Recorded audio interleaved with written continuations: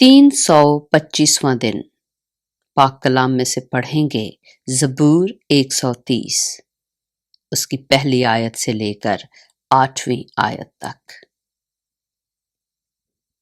اے خداوند، میں نے گہراؤں میں سے تیرے حضور فریاد کی ہے۔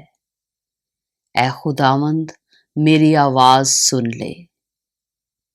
میری التجا کی آواز پر تیرے کان لگے رہیں۔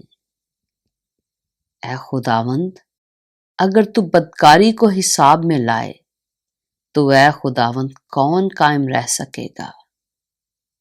پر مغفرت تیرے ہاتھ میں ہے تاکہ لوگ تجھ سے ڈریں۔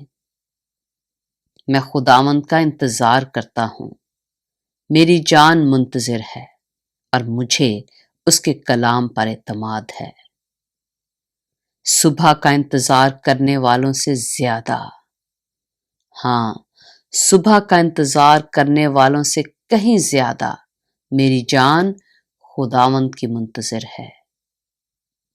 اے اسرائیل، خداوند پر اعتماد کر، کیونکہ خداوند کے ہاتھ میں شفقت ہے، اسی کے ہاتھ میں فدیہ کی کثرت ہے، اور وہی اسرائیل کا فدیہ دے کر اس کو ساری بدکاری سے چھڑائے گا۔